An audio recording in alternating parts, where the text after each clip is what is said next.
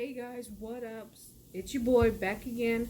Today we're gonna be talking about Descendants 3, which I really enjoyed. It came out like a week ago, like a week and a half ago, and I'm barely talking about it. So there was a lot of things I liked about Descendants 3, and a lot of things I wanted to just go over, including like Easter eggs and nods to other Disney movies, which, of course, are prevalent, and some of them are kind of obvious, but I still want to talk about them anyway. But without further ado, let's just jump into it. So for starters, we're going to start off with what I really liked about Descendants 3.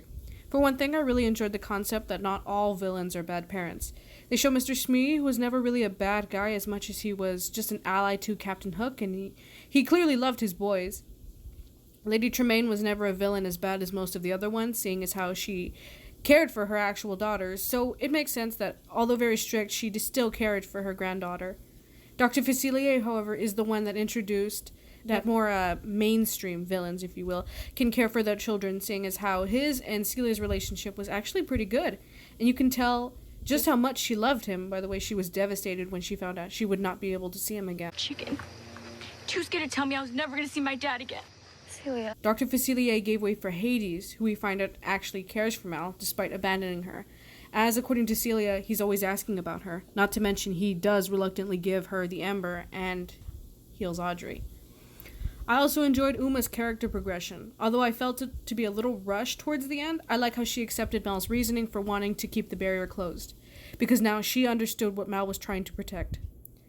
I also adored the relationship between Harry and Uma. I mean, the way he embraced her and the way he asked if she was okay, how could anyone not ship it?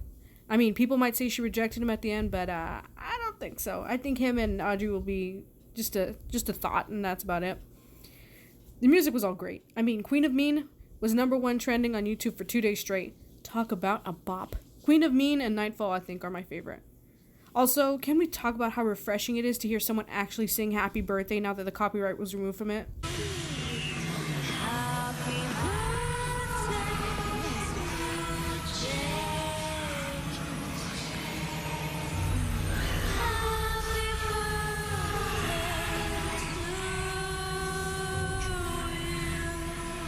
Let's talk about some things I didn't really care for. I didn't really care for the message near the end. Hades makes the point that they forgave Audrey whilst they locked up the villains, when in reality they didn't just forgive Audrey, she had to ask for forgiveness. I'm sorry. I wanted to hurt you both. I wanted to hurt all of you. I imagine if she wasn't sorry and she tried to do it again and became a threat, then something would have had to be done. But Audrey felt remorse, where the same thing could not be said for the villains. But then again, I will admit they did lock up villains who didn't necessarily deserve to be locked up there, like Mr. Smee. So, although I didn't care for the overall message, it doesn't bother me too much, and I can definitely see what they were going for. So let's talk about some Easter eggs and Disney references. First off, we're going to start off with the outfits. Audrey's hair, can we talk about that for a moment?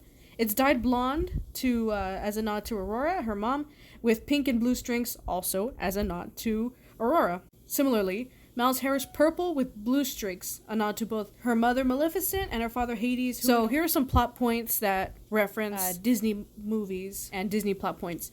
So Hades proclaiming he does not belong in the Isle because he is a god is similar to his situation at the beginning of Hercules, where he feels insulted for being left to rule the underworld while everyone else stays in Olympus. Come on, Hades, don't be such a stiff. Join the celebration.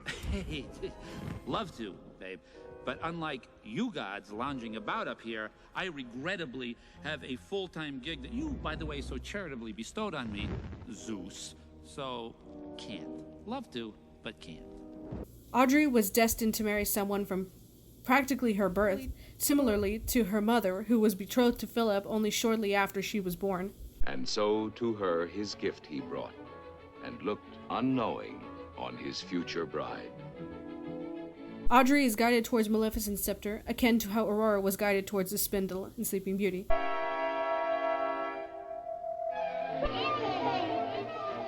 Touch the spindle. Touch it, I say. During the Queen of Mean sequence in the museum, there are a multitude of Disney relics, including the spindle that pricked Aurora, the genie's lamp, Cinderella's glass slipper, the evil queen's poison apple basket. But there are also some lesser-known relics, such as the Fate Scissors from Hercules and the Black Cauldron itself. Wow, I never thought Disney would even reference that movie, so that was pretty cool. I like seeing that. But anyways, back to the plot references. Mal is turned into an old hag, which is a callback to the evil queen, Evie's mom, transforming herself into an old hag to trick Snow White. Oh, perfect disguise. The cavern Celia and Mal traverse down to go into Hades' domain is very reminiscent of a Disney Parks ride.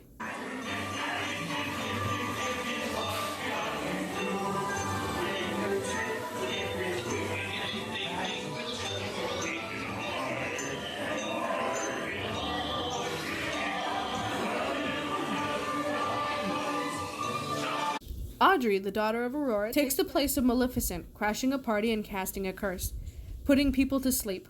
Although admittedly, it wasn't Maleficent who cast the sleeping spell. It was Flora, Fauna, and Merryweather. Likewise, it wasn't Maleficent who turned anyone to stone. It was Merryweather who turned Diablo into stone. So not all of her actions necessarily fall in line with Maleficent's. It seems she was more guided by her grand aunts, the fairy godmothers. Ben is turned into a beast akin to his father. And as punishment, she transformed him into a hideous beast, and shamed of his monstrous form, the beast concealed himself inside his castle. The Nightfall's fight should have been a breeze for Harry, considering Hook seemed to be the most skilled in sword fights, although admittedly he couldn't beat a child. True love. Because of True Love's kiss, Evie has to be the one to kiss Doug to wake him up, echoing her stepsister Snow White's predicament, except Evie is the prince and Doug, the son of Dopey, is like Snow White. Although not with her own magic, Jane is the one who transforms Ben, echoing the fairy godmother, transferring Cinderella. Fairy Cottage is actually pretty spot on in terms of layout to the original in Sleeping Beauty. When Mal as a dragon is fighting Audrey, it echoes the fight between Prince Philip and Dragon Maleficent. And of course, Audrey being asleep is a nod to her mother.